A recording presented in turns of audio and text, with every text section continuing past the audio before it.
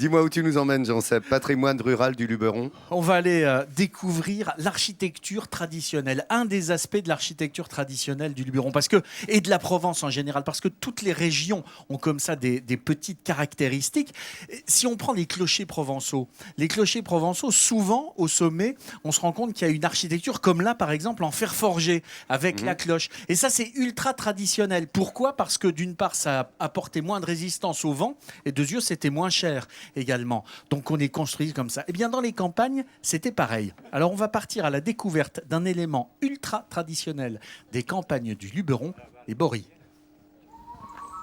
Le Luberon, au cœur de la Haute-Provence, dans le Vaucluse, au pied du mont Ventoux.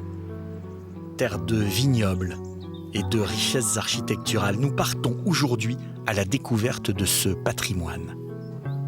À la découverte de ces villages perchés que sont Beaugneux, Lacoste, Loris et ces anciennes cabanes de bergers en pierre sèche, ces maisons paysannes, ces pigeonniers, ces bastides.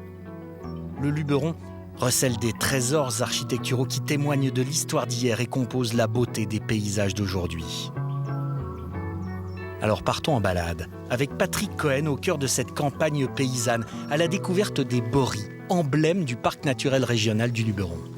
C'est l'emblème même du parc naturel régional du Luberon. C'est d'abord un abri de pierre sèche qui est construit par les bergers.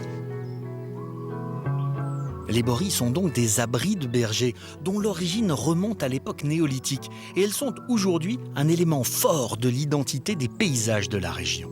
Entièrement constituées de pierres sèches, elles ont été bâties sans mortier. Leur spécificité, c'est d'être construit uniquement avec des pierres, sans le moindre mortier, sans le moindre bout de bois. Où en fait, on a des pierres qui sont posées les unes sur les autres, avec à chaque fois un léger débord. Ce qui fait que petit à petit, de proche en proche, comme ça, en empilant les pierres les unes sur les autres, on se retrouve à construire de véritables voûtes, qu'on appelle des voûtes en encorbellement. Et on met la dernière pierre là-haut, qui sert de couverture, à la fin de la construction. Des boris, le Luberon en compte 6000. Désormais abandonnées, elles témoignent de l'histoire de l'exploitation des terres agricoles provençales. Les bergers, symboles d'une terre paysanne prospère, eux, on les compte aujourd'hui sur les doigts de la main. Et au détour d'une route, nous croisons l'un d'entre eux, Lucien Morard, éleveur de chèvres depuis plus de 50 ans. On est une des dernières fermes, on vit uniquement de l'élevage de chèvres et de la vente du fromage. Cette ferme appartient à la famille de Lucien depuis 3 générations. Construite entièrement en pierre et constituée à l'intérieur de voûtes, elle a la caractéristique d'avoir la bergerie attenante au lieu de vie. En provençal, ce bâti typique de Luberon s'appelle le jas. Le jas, ça veut dire en provençal le gîte, l'abri. C'est la ferme où il y a l'habitation des agriculteurs, des éleveurs. À presque 70 ans, Lucien sort encore ses chèvres seul, tous les jours.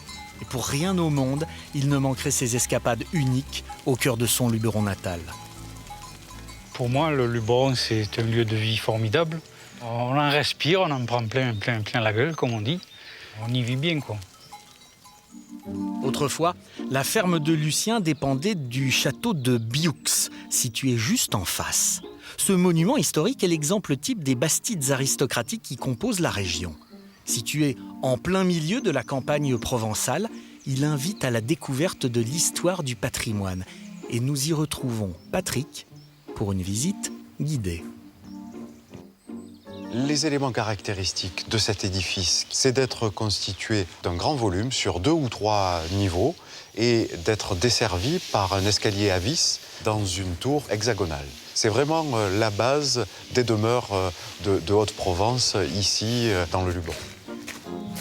Inachevé en 1723, suite à la mort du marquis de Bioux, l'aile 18e du bâtiment est restée vide pendant près de 3 siècles. Aujourd'hui, le parc naturel régional du Luberon met tout en œuvre pour restaurer cette partie de l'édifice. On remet ici en place les planchers à la française tels qu'ils étaient en 1723. Et c'est avec une certaine fierté que Patrick participe à ce projet architectural unique. Une restauration comme celle-là est très intéressante. D'abord parce qu'on se plonge dans les pages de l'histoire et puis aussi parce qu'on va rechercher les techniques anciennes pour restaurer cet édifice. Tout cela dans un cadre exceptionnel, au cœur d'une campagne luxuriante dans la vallée de Bioux. On est en pleine nature. Ici, le chantier démarre le matin avec la musique des oiseaux. C'est très agréable. Agréable. C'est certainement le sentiment qu'inspirent ces paysages si caractéristiques du Luberon. Ces bâtis en pierre qui font la richesse de son patrimoine et des décors sortis tout droit d'une crèche provençale. Un panorama à couper le souffle. Moi, ce genre de paysage me fait penser à cette phrase de Peter Mayle qui écrivait « Nulle part ailleurs on peut faire si peu de choses et y prendre autant de plaisir ».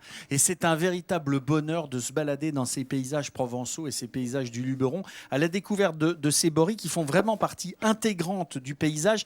Il y a un endroit, si on veut aller les voir de manière extrêmement intelligente et pédagogique, c'est à Gordes, au village des Boris, où on en a regroupé et où on vous raconte toute l'histoire de la campagne et la vie des paysans jusqu'à la fin du 19e siècle. On comprend pourquoi ce Luberon est si attirant hein, pour bon nombre de Français et d'étrangers également. Hein. Là, tu nous l'as montré et c'est vrai que c'est captivant. Peter Mayle l'avait écrit dans Un été en Provence. Voilà. C'était absolument Rappelle-moi cette magnifique. phrase qui pourrait être un petit peu l'aphorisme de Vincent. Nulle part ailleurs on peut faire si peu de choses et y prendre autant de plaisir. Voilà, tu méditeras. Voilà, c'est très beau. Merci.